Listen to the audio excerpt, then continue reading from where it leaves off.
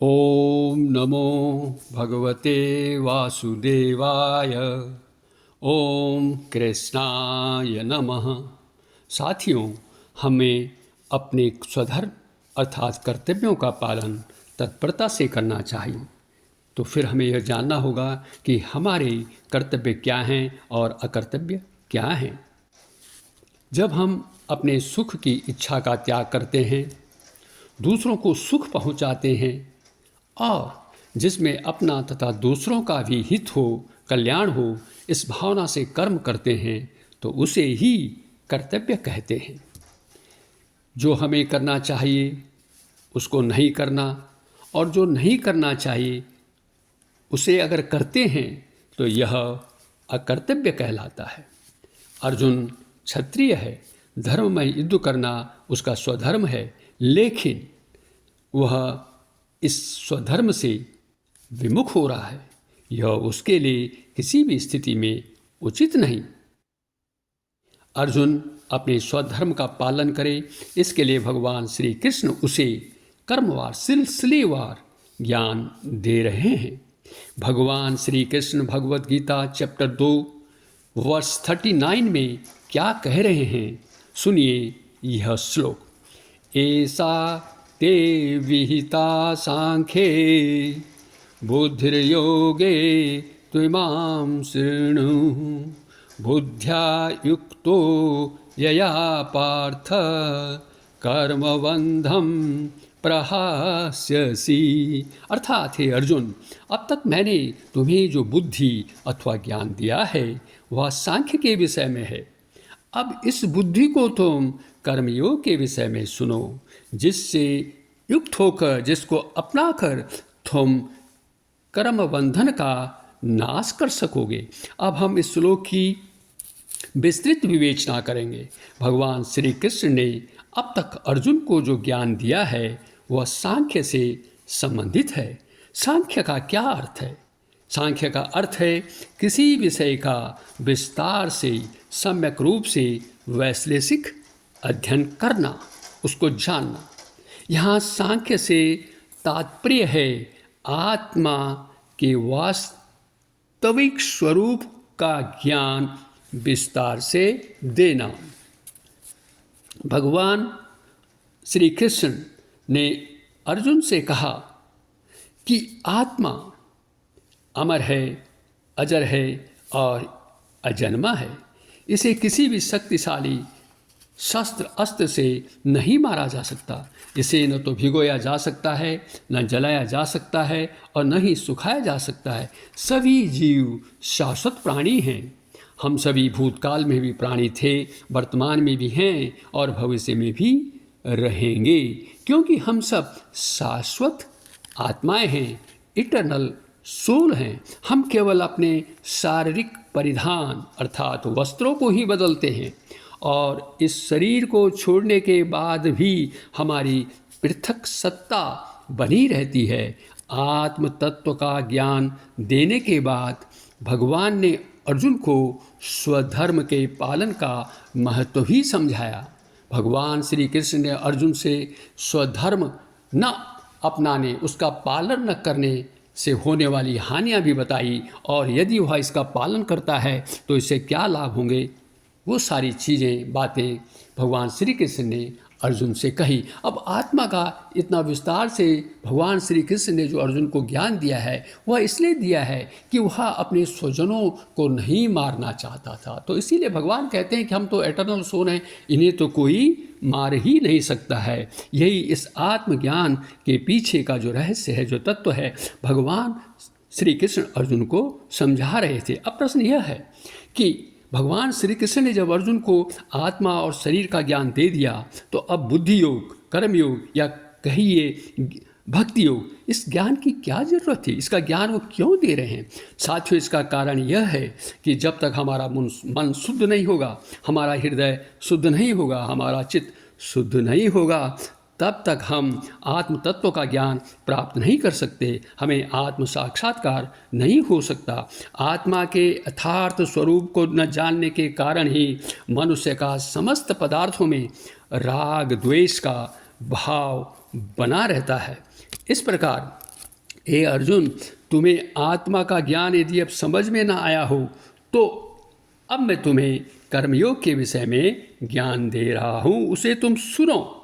और क्योंकि कर्मयोग के अभ्यास से ही मन की शुद्धि भी अर्थात हृदय और चित्त की शुद्धि भी हो जाती है।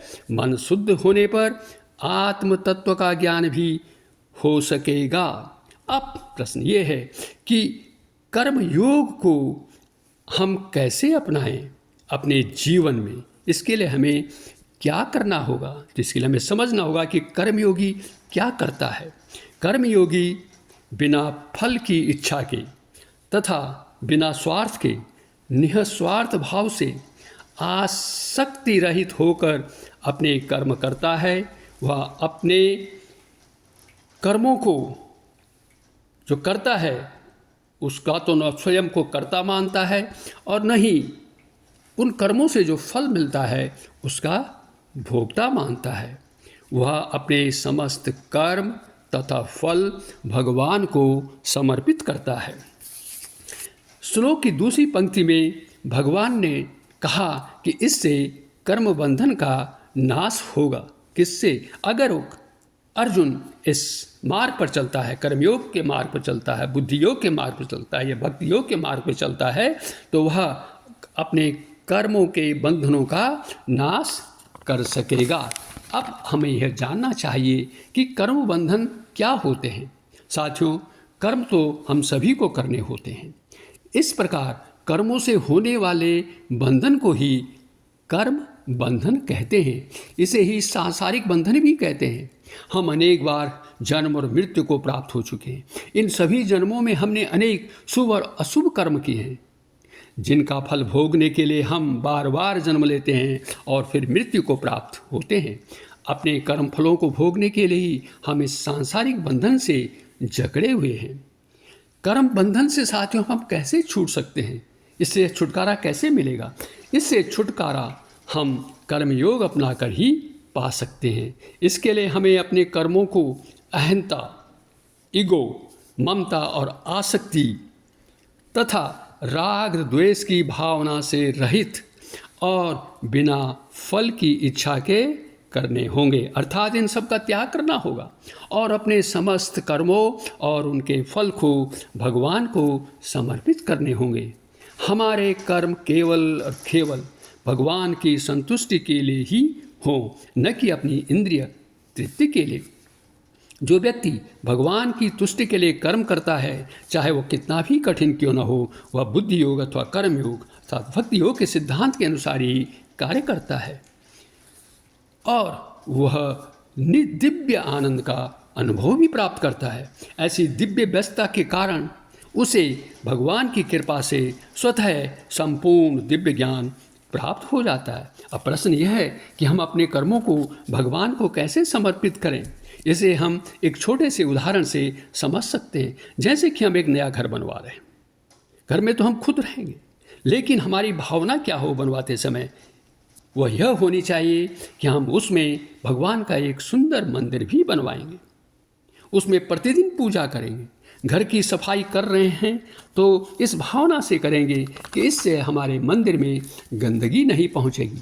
हम अगर घर में स्वादिष्ट भोजन बना रहे हैं तो भावना यह होनी चाहिए इस स्वादिष्ट भोजन को हम भोग के रूप में सबसे पहले भगवान को ही अर्पित करेंगे।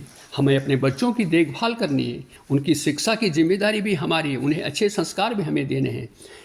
इसको भी हमें इस भावना से करना है कि ये जो बच्चे हैं ये भगवान के ही अंश और नित्य दास हैं।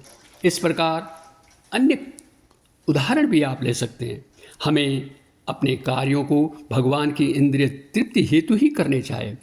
इस उपनिषद में भी कहा गया है कि इस चराचर जगत में भगवान ही एकमात्र भोक्ता हैं। सभी जीव भगवान के सेवक हैं। सभी भोज्य पदार्थ ईश्वर के ही हैं। उन्हीं की प्रसन्नता के लिए इनका उपयोग होना चाहिए। मनुष्य को तो केवल उनका उच्छिष्ट ग्रहण कर अपना जीवन निर्वाह करना चाहिए। भगवत संपत्ति से प्रभु की सेवा ही जीवों का परम कर्तव्य है। इस प्रकार कर्म करने से जीवों का कर्म बंधन नहीं होता, कर्म बंधन से मुक्त होने का इसके अलावा कोई दूसरा रास्ता नहीं है, कोई दूसरा उपाय नहीं है। जीवन में कर्म योग को हम पूरी तरह से नहीं भी अपना सके और यदि नहीं अपना पाएंगे तो इसका क्या फल मिलेगा, साथियों, इसके बारे में हम जानेंगे अगले वीडियो में। अंत में यही कहना चाहूँगा कि वीडियो देखने के लिए आपका बहुत बहुत धन्यवाद। कृपया इसे सब्सक्राइब भी करें और शेयर भी करें। आपका पुनः धन्यवाद।